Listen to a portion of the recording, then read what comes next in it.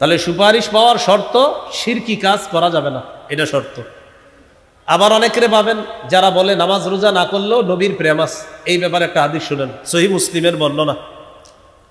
এক সাহাবী রাসূল সাল্লাল্লাহু আলাইহি সাল্লামের খেদমত করছে। তো খেদমত করার পর নবীজি সাহাবীকে বললেন, তুমি আমার কাছে কিছু চাও, এখন যেই পুরস্কারটা চাইবা আমি তোমাকে সেটাই দিব। সাহাবী বুদ্ধি করে বললেন, ইন্নী আসআলুকা মুরাফাকাতাকা ফিল জান্নাতি ইয়া রাসূলুল্লাহ, হুজুর আমি জান্নাতে আপনার সাথী হতে চাই। নবীজি বললেন, আও গায়রা যালিকা, তুমি আর কিছুই চাও না? সাহাবী বললেন, না আমি আর কিছুই চাই না, আমি জান্নাতে আপনার সাথী হতে চাই, এটাই আমার চাওয়া। নবীজি তাকে বললেন, আইন্নি আলা নাফসিকা বিকাসরাতিস সুজুদ, তাহলে আজকে থেকে বেশি বেশি সেজদা করবা, নামাজ পড়বা, বেশি বেশি রুকু করবা, যত বেশি নামাজ আদায় করবা জান্নাতে আমার তত কাছাকাছি থাকতে পারবা। কি শিখলাম? নামাজ ছেড়ে নবী প্রেম না নামাজ ধরে নবী প্রেম? নামাজ ধরে নবী প্রেম। নবী বলছে নামাজ পড়বা, আমার কাছাকাছি থাকতে পারবা। এই আয়াতে আল্লাহ তাআলা বলেন, হে ঈমানদারগণ, তোমরা পরিপূর্ণরূপে ইসলামে প্রবেশ করো, শয়তানের পদাঙ্ক অনুসরণ করো না, নিশ্চয়ই শয়তান তোমাদের প্রকাশ্য শত্রু, প্রকাশ্য দুশ্মন। আল্লাহ তাআলার হুকুম হলো ইসলামে পরিপূর্ণভাবে প্রবেশ করা। ইসলামে পরিপূর্ণভাবে প্রবেশ করেছি কিনা এটা বোঝার জন্য মৌলিক 5টি আলামত আমাদের মধ্যে যদি দেখা যায় তাহলে বোঝা যাবে আমরা ইসলাম পরিপূর্ণভাবে পালন করতে চাই।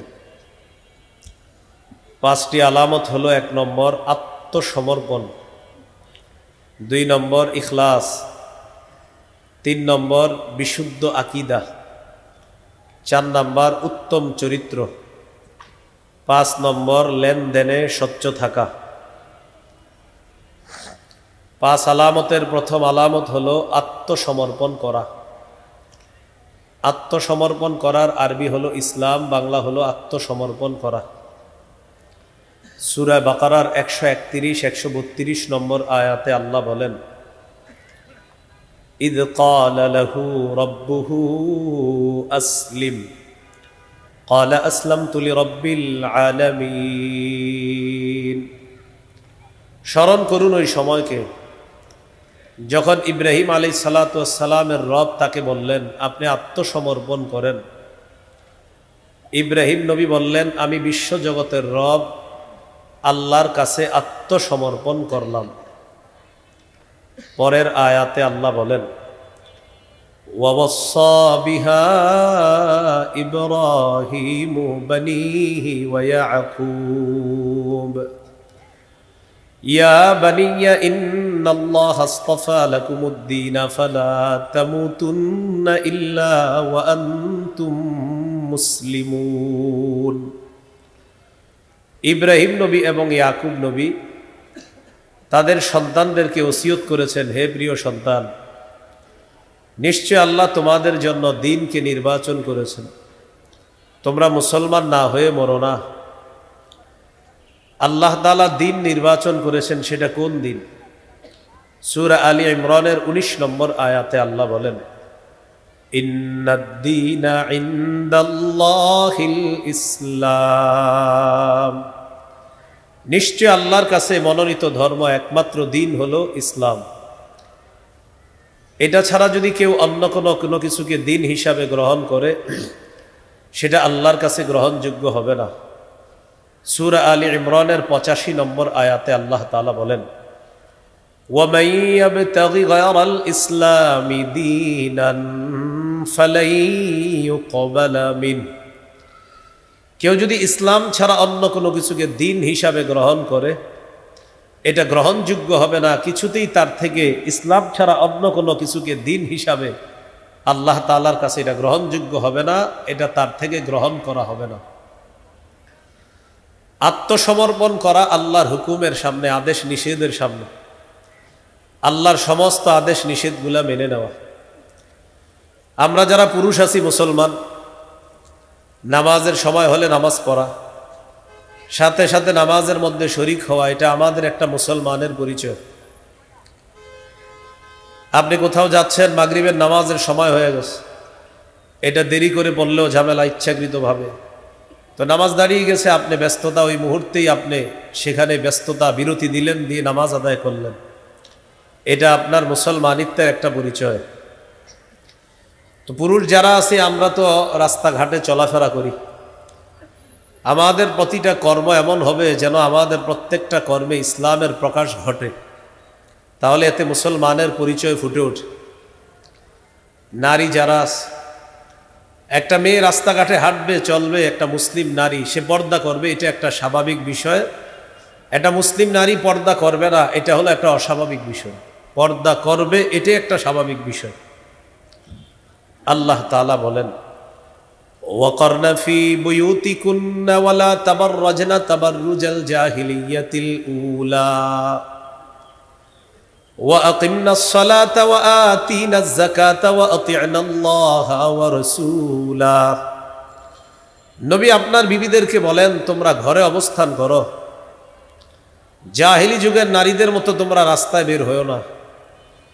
তাফসির ইবনে কাসিরে আল্লামা মুহাম্মদ ইবনে কাসির রহমতুল্লাহ আলাইহি লেখেন, জাহিলি যুগের নারীরা রাস্তায় বের হতো এমনভাবে, তারা যেই জামাটা পরতো দুপাশ দিয়ে বেশিরভাগ একটা অংশ খোলা থাকতো, যার কারণে তাদের বিভিন্ন অঙ্গ প্রত্যঙ্গ পরিলক্ষিত হতো।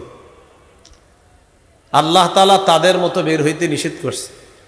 কিন্তু আপনি এখন মুসলমানদের সন্তান দেখবেন, মেয়ে আটো সাটো খাটো ছোট এমন পোশাক পরে রাস্তায় বের হয়, যাকে দেখলে এটা চিহ্নিত করা মুশকিল হয়ে যায়, এটা কি কোনো মুসলমানের মেয়ে নাকি অন্য কোনো ধর্মের। এটা আপনি বাংলাদেশেও পাবেন, এই জাতীয় মুসলমান যে তার পর্দা করা উচিত ছিল কিন্তু সে পর্দা করছে না। তো আল্লাহ বলেন, তোমরা ঘরে অবস্থান করবা, ওয়া আকিমনাস সালাতা ওয়া আতিনাজ যাকাতা ওয়া আতি'নাল্লাহা ওয়া রাসূলাহ।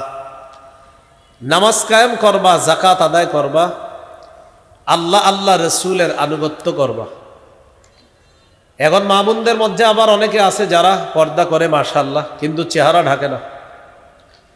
এরা আবার বিভিন্ন আলোচকের কাছে চিঠি পাঠায়, হুজুর চেহারা না ঢাকলে পর্দা হবে কিনা। এদের উদ্দেশ্য হলো যারা মুখ ঢাকবে না তারাই চিঠিগুলো পাঠায়, যারা ঢাকবে না, কারণ যারা মুখ ঢাকে এরা কখনোই চিঠি পাঠাবে না।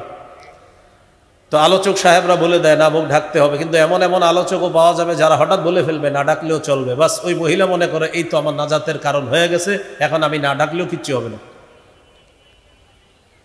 আল্লাহ তাআলা বলেন, وَإِذَا سَأَلْتُمُوهُنَّ مَتَاعًا فَاسْأَلُوهُنَّ مِنْ وَرَاءِ حِجَابٍ। সাহাবীদেরকে আল্লাহ লক্ষ্য করে বলেন, তোমরা যখন নবীর বিবিদের কাছে কিছু চাইবা, পর্দার আড়াল থেকে চাইবা। এখন আপনাদের কি মনে হয় আম্মা জানরা পর্দার ওপাশে আছে, ওনাদের শরীরটা ওপাশে আর মুখটা এইভাবে বের করে রাখছে এরকম? হ্যাঁ, তাহলে চেহারা পর্দার অন্তর্ভুক্ত। আল্লাহ তাআলা বলেন, যালিকুম আতহারু লিকুলুবিকুম ওয়া কুলুবিহিন্না। তোমরা যারা পুরুষ আছো, এটা তোমাদের মনের পবিত্রতা এবং তাদেরও পবিত্রতার কারণ। রাসূলুল্লাহ সাল্লাল্লাহু আলাইহি সাল্লাম ইন্তেকাল করলেন। যেদিন ইন্তেকাল করলেন, নবীর দেহ মুবারক আয়েশা সিদ্দিকা রাদিয়াল্লাহু তাআলা আনহার ঘরে পড়া। আবু বকর সিদ্দিক রাদিয়াল্লাহু তাআলা আনহু সম্পর্কে আম্মাজান আয়েশা সিদ্দিকা রাদিয়াল্লাহু তাআলা আনহার পিতা হয়। তো আম্মাজান আয়েশা সিদ্দিকার ঘরে নবীর দেহ মোবারক পড়া, অন্যান্য বিবিরাও আম্মাজান আয়েশা সিদ্দিকার ঘরে আছে। আবু বকর সিদ্দিক রাদিয়াল্লাহু তাআলা আনহু আসছে, বাহির থেকে অনুমতি চাইতেছে, আমি আবু বকর ভিতরে আসব। তখন ভিতরে নবীর অন্যান্য বিবি যারা, তারা পর্দার ওপাশে চলে গেলেন। শুধু আম্মাজান আয়েশা সিদ্দিকা রাদিয়াল্লাহু তাআলা আনহা পর্দার এপাশে রয়ে গেলেন। কেন? কারণ আম্মাজান আয়েশা সিদ্দিকা রাদিয়াল্লাহু তাআলা আনহা সম্পর্কে আবু বকর সিদ্দিকের কন্যা হয়, এই জন্য আম্মাজান পর্দার ওপাশে যায় নাই। অন্যান্য সব বিবিরা পর্দার ওপাশে চলে গেলেন। নবীর ইন্তেকালের দিনও এত পর্দার গুরুত্ব দিলেন সাহাবায়ে কেরাম, আম্মাজানরা পর্দার উপাসে চলে গেলেন, শুধু আম্মাজান আয়েশা সিদ্দিকা থাকলেন। কেন? কারণ মা আর মেয়ে আর বাবার পর্দা করা লাগে না, এই জন্য তিনি রয়ে গেলেন, অন্যান্যরা পর্দার উপাসে চলে গেলেন। এখান থেকে কি বোঝা যায়? মহিলাদের চেহারা পর্দার অন্তর্ভুক্ত কিনা? পর্দা ঢাকতে হবে, পর্দা করতে হবে। সহিহ বুখারীর বর্ণনা, আয়েশা সিদ্দিকা রাদিয়াল্লাহু তাআলা আনহার হার হারিয়ে গেছে। হার তালাশ করতে গেলেন। তিনি যেই বাহনের মধ্যে ছিলেন, ওই বাহন, তার পালকি বহন করা যে বাহন আছে, ওই পালকিটাকে সাহাবায়ে কেরাম বাহনের উপর উঠাইয়া দিছে। পালকি চলে গেল, বাহনও চলে গেল। আম্মাজান আয়েশা সিদ্দিকা রাদিয়াল্লাহু তাআলা আনহা আসলেন, আসার পর দেখে তার কাফেলাও চলে গেছে, বাহন চলে গেছে, পালকিও চলে গেছে। তিনি বসে রইলেন এই অপেক্ষায় যে নবী আমাকে না পাইলে কাউকে পাঠাবে আমাকে খোঁজ করার জন্য, তালাশ করার জন্য। ইতিমধ্যে নবীর একজন সাহাবী সফওয়ান রাদিয়াল্লাহু তাআলা তিনি সফওয়ানের পিছনে রয়ে গেলেন। তিনি আসলেন, আসার পর দূর থেকে দেখলেন একজন নারী শুয়ে আছে, আম্মাজান ঘুমায়া গেছে, আয়েশা সিদ্দিকা রাদিয়াল্লাহু তাআলা। তিনি আয়েশা সিদ্দিকা রাদিয়াল্লাহু তাআলা আনহার কাছে গেলেন, গিয়ে বললেন, ইন্না লিল্লাহি ওয়া ইন্না ইলাইহি রাজিউন, এতটুকু বললেন। আম্মাজানের ঘুম ভেঙে গেছে। ঘুম ভাঙার সাথে সাথে উনি যখন দেখলেন হযরত সফওয়ান, তিনি বলেন, খাম্মারতু ওয়াজহি বিল জিলবাব, আমি সাথে সাথে আমার চেহারা কাপড় দিয়ে, ওড়না দিয়ে, পর্দা দিয়ে আমার চেহারা আমি ঢেকে ফেললাম। বলেন আম্মাজান চেহারা কেন ঢাকলেন? হ্যাঁ, তাহলে চেহারা পর্দার অন্তর্ভুক্ত কিনা? চেহারা পর্দার অন্তর্ভুক্ত। তো বলছিলাম, নারীরাও ইসলাম পালন করবে, পুরুষও ইসলাম পালন করবে। ইসলামের প্রত্যেকটা বিধানের সামনে আত্মসমর্পণ করা, মাথা নত করা, সবগুলো আদেশ নিষেধকে মেনে নেওয়া, এটা হলো আমি ইসলামে পরিপূর্ণ আছি কিনা, এটা আমার প্রথম আলামত, আত্মসমর্পণ করা। 2 নম্বর আলামত, ইখলাসের সাথে সব আমল করা। নাসাইর হাদিস 3140 নম্বর হাদিস। এই হাদিসের মধ্যে আসছে, রাসূলুল্লাহ সাল্লাল্লাহু আলাইহি সাল্লামকে একজন জিজ্ঞাসা করলেন, আরাআইতা রাজুলান গাজা ফি সাবিলিল্লাহ ইয়ালতামিসুল আজরা ওয়াদ যিকরা ফামা লাহু ইয়া রাসূলুল্লাহ। এক ব্যক্তি রাসূলুল্লাহ সাল্লাল্লাহু আলাইহি সাল্লামকে জিজ্ঞাসা করলেন, হুজুর, এক ব্যক্তি জিহাদ করছে, জেহাদের নিয়ত হলো আল্লাহর কাছ থেকে সওয়াব কামাই করা, আর তাকে মানুষ বড় বাহাদুর বলবে, এই 2 নিয়তে সে জেহাদ করছে। জেহাদের নিয়ত আসেনি সবার? জেহাদের নিয়ত না থাকলে মুনাফিকি মৃত্যু হবে। সহিহ মুসলিমের হাদিস 1910 নম্বর হাদিস, 1910, قال رسول الله صلى الله عليه وسلم من مات ولم يغزو ولم يحدث به نفسه مات على شعبة من النفاق। কোন মুসলমান মারা গেল, জিহাদ করলো না অথবা জিহাদের সংকল্প করলো না, সে মুনাফিকি মৃত্যুবরণ করলো, নাউজুবিল্লাহ। তো বলছিলাম, এক ব্যক্তি জিহাদ করছে, তার নিয়ত হলো আল্লাহর কাছ থেকে সওয়াব কামাই করা, মানুষের বাহবা কামাই করা, মানুষ তার প্রশংসা করবে। ফামা লাহু ইয়া রাসূলুল্লাহ, হুজুর সে কি পাবে? ফাকাল রাসূলুল্লাহ সাল্লাল্লাহু আলাইহি ওয়াসাল্লাম, লা শাইআ লাহু, নবীজি বললেন সে কিছুই পাবে না। আদাহা সালাসা মাররাত, প্রশ্নটা 3 বার করলেন, হুজুর সে কিছুই পাবে না। নবীজি বললেন, লা শাইআ লাহু, লা শাইআ লাহু, লা শাইআ লাহ, সে কিছুই পাবে না, সে কিছুই পাবে না, সে কোনো নেকি পাবে না। হাদিসের শেষে নবী বলেন, ইন্নাল্লাহা লা ইয়াকবালু মিনাল আমালি ইল্লা মা কানা লাহু খালিসা ওয়াবতুগিয়া বিহি ওয়াজহুহু। রাসূলুল্লাহ সাল্লাল্লাহু আলাইহি সাল্লাম বলেন, আল্লাহ তাআলা ততক্ষণ পর্যন্ত বান্দার আমল কবুল করেন না, যতক্ষণ আমলটা ইখলাসের সাথে আল্লাহর জন্য না করবে, ততক্ষণ এই আমল আল্লাহ তাআলা কবুল করেন না। এগুলো 2 নাম্বার আলামত, ইখলাসের সাথে সব কাজ করা। বলেন তো, ইসলামে পরিপূর্ণভাবে প্রবেশ করেছি কিনা বুঝার জন্য কয় আলামত? 5। 1 নাম্বার আত্মসমর্পণ, আল্লাহর সব আদেশ নিষেধের সামনে একদম মাথা নত করা, সব মেনে নেওয়া। 2 নাম্বার ইখলাস। 3 নাম্বার, এটা একটু বলি, বলেন বিশুদ্ধ আকীদা। কি আকীদা? আরো জোরে বলেন, একদম দিল থেকে সুন্দর করে আওয়াজ দিয়ে বলেন। বলেন আওয়াজ দিয়ে, আকীদায় শিরিক থাকা যাবে না, বেদাত থাকা যাবে না। আবার বলেন আকীদায় শিরিক থাকা যাবে না, বেদাত থাকা যাবে না। এবার আমার সাথে বলেন, বলেন শিরকি কথা বলবো না, শিরকি কথা শুনবো না, শিরকি কাজ করব না, শিরকি আকীদা রাখবো না। শিরিকের গন্ধ যেখানে হয় সেটা সাপ্তাহিক হোক, বাৎসরিক হোক, আশেপাশেও যাব না। চেষ্টা করব সে শিরিক বন্ধ করার জন্য। কি বললাম?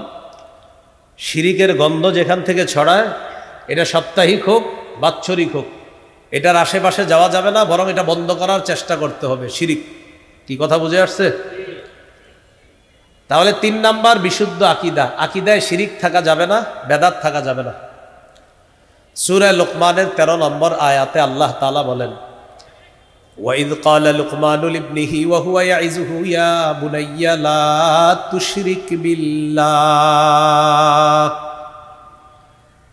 স্মরণ করুন ওই সময়কে যখন লোকমান হাকিম তার সন্তানকে বললেন, হে প্রিয় সন্তান, লা তুশরিক বিল্লাহ, আল্লাহর সাথে শিরিক করো না। ইন্নাশ শিরকা লাযুলমুন আযীম, নিশ্চয়ই শিরিক মহা জুলুম। বলেন শিরিক কি? মহা জুলুম। তাহলে শিরিক করা যাবে না। সূরা মাঈদার ৭২ নম্বর আয়াতে আল্লাহ বলেন, ইন্নাহু মাইয়ুশরিক বিল্লাহ ফাকাদ হারামাল্লাহু আলাইহিল জান্নাতা ওয়া মাওয়াহুন নার। যে ব্যক্তি শিরিক করে এই অবস্থায় যদি সে মারা যায়, তাকে তার ঠিকানা হলো জাহান্নাম, আর আল্লাহ তার জন্য জান্নাত হারাম করে দেয়। যে ব্যক্তি শিরিক করে মারা যায়, এই ব্যক্তির জন্য আল্লাহ জান্নাত হারাম করে দেন, তার ঠিকানা হলো জাহান্নাম। ক্বালা রাসূলুল্লাহি সাল্লাল্লাহু আলাইহি ওয়াসাল্লাম, আতানি আতিম মির রাব্বি ফাখায়্যারানি বাইনা আইয়ুদখিলা নিসফা উম্মতি আল জান্নাহ ওয়া বাইনা শাফাআ। রাসূলুল্লাহ সাল্লাল্লাহু আলাইহি সাল্লাম বলেন, একজন ফেরেশতা আমার কাছে আসছে, আসার পর আমাকে 2টি বিষয়ের যে কোনো একটি গ্রহণ করার ইচ্ছাধিকার দিয়েছে। আমাকে বললেন, আল্লাহ তাআলা আমাকে পাঠাইছে আপনাকে এটা বলার জন্য, আপনি চাইলে আপনার অর্ধেক উম্মত জান্নাতে নিতে পারবেন, আর চাইলে সুপারিশ করতে পারবেন। আপনি কোনটা গ্রহণ করবেন? 2টা পারবেন না, যে কোনো একটা। নবীজি সাল্লাল্লাহু আলাইহি সাল্লাম বললেন, ইখতারতুশ শাফাআ, আমি সুপারিশ করাটা গ্রহণ করে নিলাম। এখন আমাদের মাঝে অনেক অবুঝ মানুষ মনে করে কি জানেন, যে আমি নামাজ রোজা না করলেও নবীর সুপারিশ পাবো, নবীর প্রেম আছে ভিতরে, এরকম মনে করে অনেক। যে নামাজ মসজিদে চলবে, দেখবেন এই মসজিদেও নামাজ চলবে, অনেক মানুষ আশেপাশে ঘুরবে, নামাজ পড়বে না, এরকম অনেক মানুষ পাবেন। আবার মনে করবে নামাজ না পড়লেও রসুলের সুপারিশ পেয়ে যাব, এরকম মনে করে অনেকে। কিন্তু হাদিস পুরাটা শেষ হয় নাই, আমি পুরাটা শেষ করি। নবী কি কয় দেখেন, ওয়াহিয়া লিমান লা ইউশরিকু বিল্লাহি শাইআ, আমার সুপারিশ তারাই পাবে যারা আল্লাহর সাথে শিরিক করবে না। আপনি করবেন শিরিক আর বলবেন নবীর প্রেম আছে, সুপারিশ পাবো, অসম্ভব। শিরিক করবেন আর নবীর সুপারিশ পাবেন, কশিন কালেও এই আশা করা যাবে না, নবীর সুপারিশ পাওয়া যাবে না। তাহলে সুপারিশ পাওয়ার শর্ত, শিরকি কাজ করা যাবে না, এটা শর্ত। আবার অনেকেরে পাবেন যারা বলে নামাজ রোজা না করলেও নবীর প্রেম আছে। এই ব্যাপারে একটা হাদিস শুনেন, সহিহ মুসলিমের বর্ণনা। এক সাহাবী রাসূল সাল্লাল্লাহু আলাইহি সাল্লামের খেদমত করছে। তো খেদমত করার পর নবীজি সাহাবীকে বললেন, তুমি আমার কাছে কিছু চাও, এখন যেই পুরস্কারটা চাইবা আমি তোমাকে সেটাই দিব। সাহাবী বুদ্ধি করে বললেন, ইন্নী আসআলুকা মুরাফাকাতাকা ফিল জান্নাতি ইয়া রাসূলুল্লাহ, হুজুর আমি জান্নাতে আপনার সাথী হতে চাই। নবীজি বললেন, আও গায়রা যালিকা, তুমি আর কিছুই চাও না? সাহাবী বললেন, না আমি আর কিছুই চাই না, আমি জান্নাতে আপনার সাথী হতে চাই, এটাই আমার চাওয়া। নবীজি তাকে বললেন, আইন্নি আলা নাফসিকা বিকাসরাতিস সুজুদ, তাহলে আজকে থেকে বেশি বেশি সেজদা করবা, নামাজ পড়বা, বেশি বেশি রুকু করবা, যত বেশি নামাজ আদায় করবা জান্নাতে আমার তত কাছাকাছি থাকতে পারবা। কি শিখলাম? নামাজ ছেড়ে নবী প্রেম না নামাজ ধরে নবী প্রেম? নামাজ ধরে নবী প্রেম। নবী বলছে নামাজ পড়বা, আমার কাছাকাছি থাকতে পারবা। আল্লাহ কথাগুলা বুঝার তৌফিক দান করেন। তাহলে কি শিখতেছিলাম? শিরিক করা যাবে না। সহিহ বুখারীর বর্ণনা 1237 নম্বর হাদিস, 1237। জিবরিল আমিন রাসূল সাল্লাল্লাহু আলাইহি সাল্লামের কাছে আসছে। আসার পর বললেন, বাশশির উম্মাতাকা আন্নাহু মান মাতা মিন উম্মাতিকা লা ইউশরিকু বিল্লাহি শাইআ। নবী, আপনার উম্মতকে আপনি সুসংবাদ দেন, আপনার উম্মতের মধ্যে যে শিরিক করা ছাড়া মারা যাবে তাকে জান্নাতের সুসংবাদ দেন। এবার আমার সাথে একটু বলেন আমরা আল্লাহর ওলিদের বিরুদ্ধে না, আল্লাহর ওলির কবরের বিরুদ্ধে না। আবার বলেন, আমরা কোন আল্লাহর ওলির বিরুদ্ধে না, আল্লাহর ওলির কবরের বিরুদ্ধে না। তবে আল্লাহর ওলির কবর কেন্দ্র করে যদি শিরিক হয়, গাঞ্জার আসর হয়, মেলা বসানো হয়, বেদাত হয়, সেই শিরিকের বিরুদ্ধে, সেই গাজার বিরুদ্ধে, সেই মেলার বিরুদ্ধে, সেই বেদাতের বিরুদ্ধে আগেও ছিলাম, এখনো আছি, মৃত্যু পর্যন্ত এই কুসংস্কারের বিরুদ্ধে আমাদের অবস্থান আরো কঠোর হবে। তাহলে বিষয়টা বুঝতে হবে, আমরা কি আল্লাহর ওলির দুশমন? আমরা কি আল্লাহর ওলির কবরের দুশমন? আমাদের এই বয়ানের পরে এক শ্রেণীর মানুষ মিছিল করে, আল্লাহর ওলির দুশমনেরা হুঁশিয়ার সাবধান। সঠিক হলো না স্লোগানটা। স্লোগানটা এমন হলে ঠিক আছে, গাঞ্জাখোরদের দুশমনেরা হুঁশিয়ার সাবধান, শিরিকের দুশমনেরা হুঁশিয়ার সাবধান, এটা হলে ঠিক আছে। স্লোগান ঠিক করতে হবে। কি বলেন আপনারা? গাজা এটা হারাম জিনিস না? তো শিরিক হারাম না? তো আমরা কি শিরিকের পক্ষে না বিপক্ষে? আল্লাহর ওলিরা পৃথিবীতে আসছে শিরিক খতম করার জন্য। অতএব আল্লাহর ওলির কবরকে কেন্দ্র করে যদি শিরিক হয়, সেই শিরিকের বিরুদ্ধে সব মুসলমান একজোটে কাজ করতে হবে। আল্লাহ আমাদেরকে বুঝার তৌফিক দান করেন। তো কি বললাম? আমরা আল্লাহর ওলির কবরের বিরুদ্ধে না, আমরা আল্লাহর ওলিরও বিরুদ্ধে না, বাকি আমরা শিরিকের বিরুদ্ধে। এই জন্য এই বিষয়গুলা খুব সতর্কতার সাথে বুঝতে হবে। রাসূল সাল্লাল্লাহু আলাইহি সাল্লাম ইন্তেকালের 5 দিন আগের হাদিস। বলেন তো এই হাদিসের গুরুত্ব কম না অনেক বেশি? ইন্তেকালের মাত্র 5 দিন আগে। সহিহ মুসলিমের বর্ণনা, মাদ্রাসা পাঠ্যপুস্তক অনুসারে 532 নম্বর হাদিস, আর আপনাদের পকেটের উস্তাদ অনুযায়ী 1175 নম্বর হাদিস। এই হাদিসের মধ্যে আছে জুনদুব রাদিয়াল্লাহু তাআলা আনহুর বর্ণনা। তিনি বলেন, সামিআতুন নাবিয়্য সাল্লাল্লাহু আলাইহি ওয়াসাল্লাম ক্বাবলা আইয়ামুতা বিখামসিন ওয়া হুয়া ইয়াকুল। আমি আল্লাহর নবীর ইন্তেকালের 5 দিন আগে আমি বলতে শুনলাম, নবীজি বলেন, আলা ওয়া ইন্না মান কানা ক্বাবলাকুম ইত্তাখাযু কুবুর আমবিয়াইহিম ওয়া সালিহিহিম মাসাজিদা। শোনো, তোমরা তোমাদের পূর্ববর্তী জাতি তাদের নবীদের ওলিদের কবরকে সেজদার স্থান বানিয়েছে। এটা নবী বলতেছে। নবীজি বলেন, শোনো, তোমরা তোমাদের পূর্ববর্তী জাতি নবীদের ওলিদের কবরকে সেজদার স্থান বানিয়েছে। আলা ফালা তাত্তাখিজুল কুবুর মাসাজিদা। তোমরা কিন্তু কবরকে সেজদার স্থান বানাবা না। আনহাকুম আন যালিকা। আমি নবী নিষেধ করে যাচ্ছি। বলেন তো, কবরকে সেজদার স্থান বানানো যাবে না? নবী ইন্তেকালের কয়দিন আগে নিষেধ করছে। তাহলে কি বললেন? তোমাদের পূর্ববর্তী জাতি তাদের নবীদের কবরকে, ওলিদের কবরকে সেজদার স্থান বানিয়েছে। সাবধান, তোমরা কবরকে সেজদার স্থান বানাবা না। এক সাহাবী সফর করে আসছে, আসার পরে নবীজিকে বলতেছে, ওয়া ফাকতুহুম ইয়াসজুদুনা লিমারজুবানিন লাহুম। হুজুর অমুক এলাকায় গিয়েছে, যাওয়ার পর দেখি তারা তাদের নেতাকে সেজদা দেয়। কাকে? নেতাকে। তো নবীজি বললেন, এখন তুমি কি বলতে চাও? হুজুর, আমি সাহাবীদেরকে নিয়ে আসছি, আমার দলবল নিয়ে আসছি, আপনারে সেজদা দিব। নাউজুবিল্লাহ পড়েন। কেন? আপনার চেয়ে বড় নেতা তো দুনিয়াতে নাই। ওই নেতারে যদি মানুষ সেজদা দিতে পারে, তাহলে সেজদা পাওয়ার যোগ্য বেশি আপনি। যুক্তি ঠিক ছিল, কারণ আমাদের নবীর চেয়ে শ্রেষ্ঠ নেতা আসে নাই, আসবেও না। নবীজি বললেন, সাবধান সাবধান। আচ্ছা আমি ইন্তেকালের পর আমার কবরের সামনে দিয়ে যখন অতিক্রম করবা আমার কবর কি সেজদা করবা? নবীজি বলতেছিলেন। এই কথা বলার পর বললেন, আমি যে দুনিয়াতে আসি আমাকে যেমনি ভাবে সেজদা করবা না, এটা হারাম। আমি ইন্তেকালের পর আমার কবরের সামনেও সেজদা করবা না, আমার কবরকে সেজদা করবা না। আমার নবীর চেয়ে শ্রেষ্ঠ নবী, শ্রেষ্ঠ রসুল, শ্রেষ্ঠ অলি, শ্রেষ্ঠ পীর, শ্রেষ্ঠ শায়েখ, আল্লামা, মুফতি, মুহাদ্দিস দুনিয়াতে আসে নাই, আসবেও না। দুনিয়ার মানুষের যত ভালো গুণ সব আমার নবীর আছে। এই নবীকে সেজদা দেওয়া হারাম, তাকে সেজদা দেওয়া শিরিক, তার কবরকে সেজদা দেওয়া শিরিক, তার কবরকে সেজদা দেওয়া হারাম। অতএব দুনিয়ার অন্য কোনো আল্লাহর ওলি, পীর, মাশায়েখ, গাউস, কুতুব, পীর, আল্লামা, শাইখুল হাদিসের কবরকে সেজদা দেওয়া কোটি বার হারাম। এটা হারামই থাকবে। বুঝা ঠিক না? না বুঝা? দলিলের আলোকে না দলিল ছাড়া? হ্যাঁ, এটা বুঝবেন।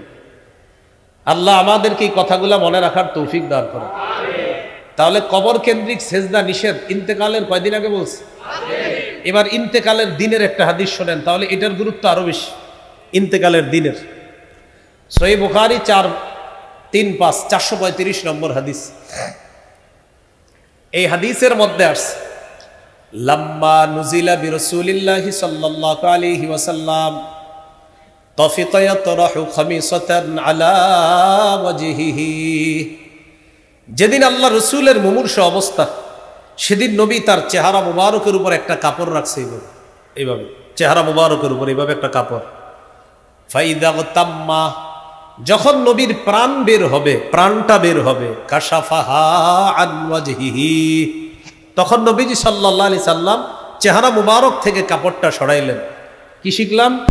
ইন্তেকালের দিন মুমূর্ষু অবস্থায় নবী তার চেহারা মুবারক ঢাকলেন, যখন প্রাণটা বের হবে তখন চেহারা মুবারক থেকে কাপড় সরাইলেন।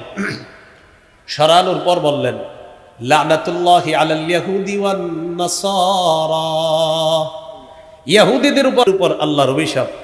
ইত্তাখাযু কুবুর আমবিয়াইহিম মাসাজিদা, ইহুদি খ্রিস্টানরা তাদের নবীদের কবরকে সেজদার স্থান বানিয়েছে।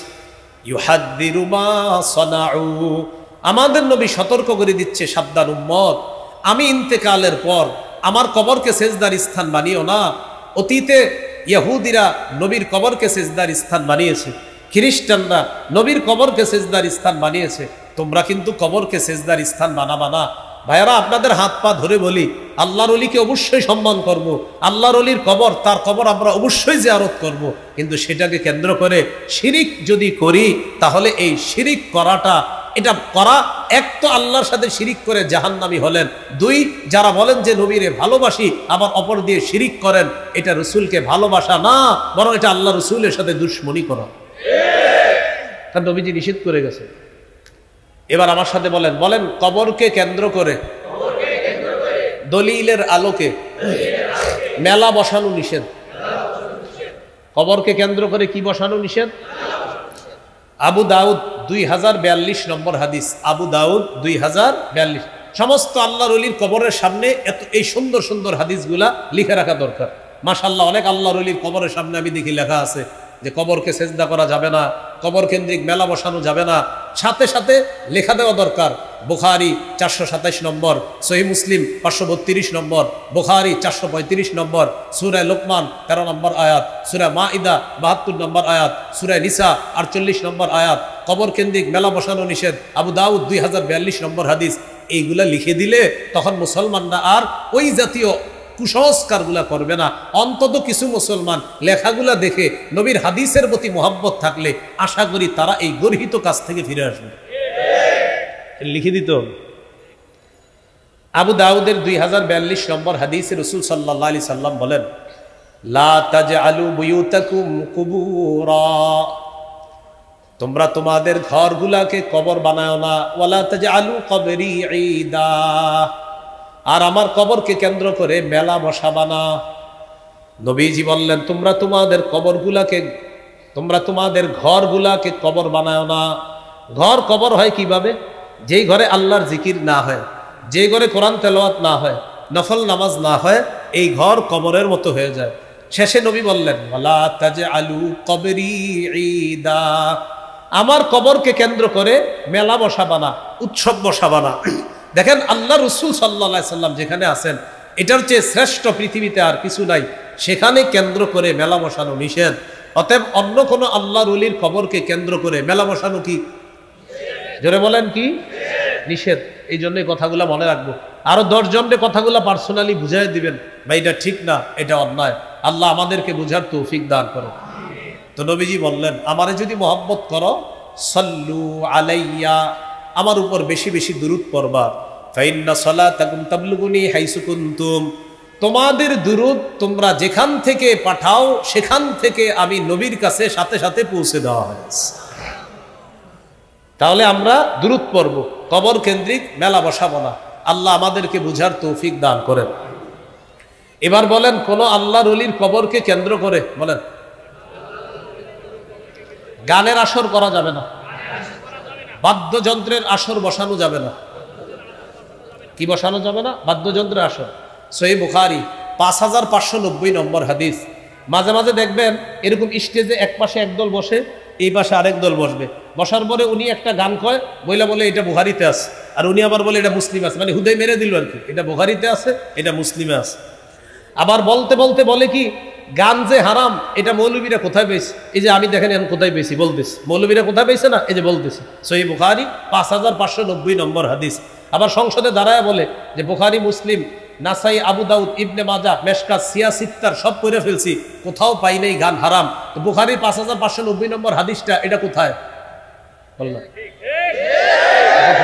হ্যাঁ, তো নবীজি সাল্লাল্লাহু আলাইহি সাল্লাম বলেন, লা ইয়াকুনান্না মিন উম্মতি আকওয়াম ইস্তাহিল্লুনাল হিররা ওয়াল হারিরা ওয়াল খামরা ওয়াল মাআজিফা।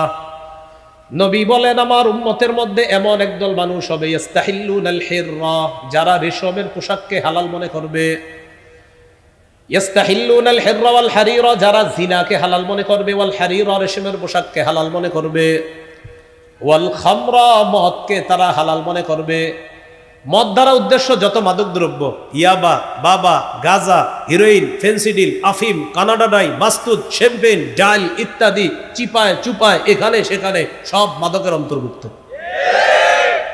তো নবীজি বলেন, আমার উম্মতের একদল লোক হবে, তারা জিনাকে হালাল মনে করবে, রেশমের পোশাককে হালাল মনে করবে, মাদক দ্রব্যকে হালাল মনে করবে। ওয়াল মাআজিফা, বাদ্যযন্ত্র, গান বাদ্য, ঢোল তবলাকে তারা হালাল মনে করবে। বলি নাউজুবিল্লাহ। নবীজি বলছে হালাল মনে করবে, বলেন তো করবে না চলছে? এই যে বৈশা বলতেছে গান হারাম, এটা হুজুররা কই পায়, মানে ওনার কাছে গান হালাল। তাহলে প্রিয় ভাইয়েরা বলেন, গান যে বাদ্যযন্ত্র হারাম, এটা কি দলিল ছাড়া না দলিল সহ? আল্লাহ আমাদেরকে এই গর্হিত কাজ থেকে হেফাজত করেন। মনে আসেনি ইসলামে পরিপূর্ণ আসি কিনা? কয় আলামত? 3 নম্বর আলামত বিশুদ্ধ আকীদা। আকীদায় শিরিক থাকা যাবে না। আরেকটা হলো বেদাত থাকা যাবে না। সহিহ বুখারী 2697 নম্বর হাদিস। এই হাদিসের বর্ণনাকারী আয়েশা সিদ্দিকা রাদিয়াল্লাহু তাআলা আনহা তিনি বলেন, ক্বালা রাসূলুল্লাহি সাল্লাল্লাহু আলাইহি ওয়াসাল্লাম, মান আহদাসা ফি আমরিনা হাযা মা লাইসা ফীহি ফাহুয়া রাদ্দুন। নবী বলেন, আমাদের ইসলামী শরীয়তের মধ্যে আমি যে পূর্ণাঙ্গ শরীয়ত রেখে যাচ্ছি, এটার মধ্যে ইবাদতের নামে কেউ যদি নতুন কিছু আবিষ্কার করে, এটা বেদআত, এটা প্রত্যাখ্যান করা হবে। কেউ যদি ইসলামী শরীয়তের মধ্যে পূর্ণাঙ্গ শরীয়ত যেটা নবী রেখে গেছেন, এটার মধ্যে যদি ইবাদতের নামে নতুন কিছু আবিষ্কার করে, বলেন এটার নাম কি? বেদাত। বলেন এটার নাম কি? বেদাত, পরিত্যাজ্য, এটা গ্রহণযোগ্য না। হাদিসের একটা কিতাব আছে সহিহুত তারগিব, এই কিতাবের 54 নম্বর হাদিস। রাসূলুল্লাহ সাল্লাল্লাহু আলাইহি সাল্লাম বলেন, ইন্নাল্লাহা হাজাবাত তাওবাতা আন কুল্লি সাহিবি বিদআতিন হাত্তা ইয়াদআ বিদআতা। আল্লাহ তাআলা প্রত্যেক বেদাতির তওবা কবুল করেন না যতক্ষণ বেদাতি তার বেদাত নামক কর্মকাণ্ড ছেড়ে না দেয়। এটা থেকে যতক্ষণ সে ফিরে না আসে, ততক্ষণ বেদাতির তওবা আল্লাহ কবুল করেন না। সহিহ বুখারীর বর্ণনা 6583 নম্বর হাদিস, 6584 নম্বর হাদিস। এই 2 হাদিস মিলিয়ে একটি হাদিস আমরা শুনব। হাউজে কাউসার পানি পান করার ইচ্ছা সবার আছে না? রাসূলুল্লাহ সাল্লাল্লাহু আলাইহি সাল্লাম বলেন, আনা ফারাতুকুম আলাল হাউজ, কিয়ামতের ময়দানে আমি আগে আগে হাউজে কাউসারের পারে চলে যাব তোমাদেরকে পানি পান করানোর জন্য। মান মাররা আলাইয়া শারিবা ওয়া মান শারিবা লাম ইয়াজমা আবাদা। নবীজি বলেন, কেউ আমার সামনে দিয়ে অতিক্রম করবে, সে কাউসারের পানি পান করবে, আর যে কাউসারের পানি পান করবে সে আর পিপাসার্ত হবে না। এবার কি বলে দেখেন, সুম্মা লা ইয়ারিদান্না আলাইয়া আকওয়াম আ'রিফুহুম ওয়া ইয়া'রিফুনানি। এরপর আমার সামনে এমন একদল মানুষ আসবে যাদেরকে আমি চিনি, তারাও আমাকে চিনবে। একদল মানুষ আসবে যাদেরকে আমি চিনব, তারাও আমাকে চিনবে। এর মানে তারা আমার উম্মত, আমি তাদের নবী, তারা আমাকে চিনবে। তো নিয়ম অনুযায়ী আমি পানি পান করাবো। হঠাৎ দেখবো ইউহালু বাইনি ওয়া বাইনাহুম, আমার মাঝে আর তাদের মাঝে একটা প্রতিবন্ধকতা সৃষ্টি করা হয়েছে। দেখবো আমার মাঝে আর তাদের মাঝে একটা প্রতিবন্ধকতা সৃষ্টি করা হয়েছে। তো আমি আল্লাহ তাআলাকে বলবো, ইন্নাহুম মিন্নি, আল্লাহ তারা তো আমার অন্তর্ভুক্ত, তারা তো আমার উম্মতের অন্তর্ভুক্ত, তাদেরকে আমি পান করাবো না? আল্লাহ তাআলা বলবেন, ইন্নাকা লা তাদরি মা আহদাসু বা'দাক। হাবিব, আপনি জানেন না, আপনি দুনিয়া থেকে চলে আসার পর তারা ইসলামের মধ্যে নতুন নতুন কত বেদাত আবিষ্কার করেছে, এটা আপনি জানেন না। নবীজি যখন জানবে এরা বেদাতি, তখন বলবে, সুহকান সুহকান লিমান গায়্যারা বা'দি। আমি চলে আসার পর আমার পূর্ণাঙ্গ রেখে আসা ইসলামকে, ইসলামী শরীয়তের মধ্যে যে নতুন কিছু আবিষ্কার করছে, এটাকে যে পরিবর্তন করে দিয়েছে, দূর হও আমার সামনে থেকে, দূর হও, চেহারাটাও দেখতে চাই না। যিনি একটু আগে কাউসার পান করাতে চাইলেন, তিনি এখন তার চেহারা দেখতে চায় না। আল্লাহ আমাদেরকে হেফাজত করেন। তাহলে প্রিয় ভাইয়ারা, বেদাতীদেরকে আল্লাহ রসুল কাউসারের পানি পান করাবেন না। এবার আমার সাথে একটু বলেন, যে বেদাত করে, বলেন, অথবা কোন বেদাতীকে আশ্রয় প্রশ্রয় দেয়, এটা তিনবার বলেন, আশ্রয় প্রশ্রয় দেয়, তিনবার বলেন, এই পুরাটা বলেন, বেদাতীকে আশ্রয় প্রশ্রয় দেয়, বলেন, আবার বলেন, আবার বলেন, একদম পুরো এলাকার কমিটি টমিটি যা আছে সবাইরে শোনায় বলেন। হ্যাঁ, এবার থামেন। এই পুরো এলাকার মাইক দিয়ে শুনতেছে না ওয়াজগুলো? তো মাশাআল্লাহ, অনেক কমিটিরা শুনবে, অনেক আয়োজকরা শুনবে। কোন আয়োজক, কোন কমিটি যদি কোনো বেদাতীকে আশ্রয় দেয়, নিজে বেদাত করলো অথবা কোনো বেদাতীকে আশ্রয় দিল, তার উপর আল্লাহর অভিশাপ, ফেরেশতাদের অভিশাপ, সকল মানুষের অভিশাপ। কোনো বেদাতীকে যদি আশ্রয় দেয়, আমি আবার বলছি, কোনো বেদাতীকে, সহিহ বুখারী 3172 3172 নম্বর হাদিস, রাসূলুল্লাহ সাল্লাল্লাহু আলাইহি সাল্লাম বলেন, মান আহদাসা ফিহা হাদাসা আও আওয়া মুহদিসা, কেউ যদি নিজে বেদাত করে অথবা অন্য কোনো বেদাতীকে আশ্রয় প্রশ্রয় দেয়, তার উপর আল্লাহর অভিশাপ, ফেরেশতাদের অভিশাপ, সকল মানুষের অভিশাপ। আল্লাহ আমাদেরকে হেফাজত করেন। তাহলে ইসলামে পরিপূর্ণ আছি কিনা, কয় আলামত? 3 নাম্বারটা হলো বিশুদ্ধ আকীদা, আকীদায় শিরিক থাকা যাবে না, বেদাত থাকা যাবে না। 4 নাম্বার উত্তম চরিত্র। আপনি মাশাআল্লাহ আমাদের সামনে সুফি বুজুর্গ, কিন্তু ঘরে আপনার চরিত্র একদম খারাপ, আপনার বিবি আপনারা দেখতে পারে না, এরকম হলে কিন্তু চলবে না। আপনার চরিত্র সুন্দর হতে হবে। রাসূলুল্লাহ সাল্লাল্লাহু আলাইহি সাল্লাম বলেন, খায়রুকুম খায়রুকুম লি আহলিহি ওয়া আনা খায়রুকুম লি আহলি, তোমাদের মধ্যে সর্বোত্তম ওই ব্যক্তি যে তার বিবির কাছে উত্তম। আর শোনো, আমি এই পৃথিবীর মাঝে আমার বিবিদের কাছে সবচাইতে শ্রেষ্ঠ উত্তম চরিত্রের অধিকারী। বাইরে চরিত্র সুন্দর হওয়া, ভিতরেও চরিত্র আপনার সুন্দর হতে হবে, আখলাক সুন্দর হতে হবে। এ হলো 4 নাম্বার আলামত। 5 নাম্বার আলামত, লেনদেনে স্বচ্ছ থাকা। লেনদেনে কি থাকা? স্বচ্ছ থাকা। আগামী শুক্রবারে টাকা দেওয়ার কথা, একজনের টাকা পায় আপনার কাছে, আর আগামী শুক্রবার আসে না, এরকম যেন না হয়। সূরা মাইদার 1 নম্বর আয়াতে আল্লাহ তাআলা বলেন, ইয়া আইয়ুহাল্লাযীনা আমানু আউফু বিল উকুদ, হে ঈমানদারগণ, তোমরা লেনদেন সঠিকভাবে পুরা করো, চুক্তিগুলা সঠিকভাবে সম্পাদন করো, চুক্তি সঠিকভাবে আদায় করো। সূরা বনী ইসরাঈলে আল্লাহ বলেছেন, আউফু বিল আহদ, মানুষের সাথে যে অঙ্গীকার করো, আপনার টাকাটা ওই তারিখে দিব, আউফু, তোমরা অঙ্গীকার পুরা করো, আউফু পুরা করো, বিল আহদি, অঙ্গীকার পুরা করো, লেনদেনে স্বচ্ছ থাকা। তাহলে সূরা বাকারা 208 নম্বর আয়াতে আল্লাহ তাআলা বললেন, তোমরা ইসলামে পরিপূর্ণ প্রবেশ করো। বলেন তো পরিপূর্ণ প্রবেশ করেছি কিনা? কয় আলামত? 5 আলামত। 1 নাম্বার আত্মসমর্পণ করা, আল্লাহর সব আদেশ নিষেধগুলা মেনে নেওয়া।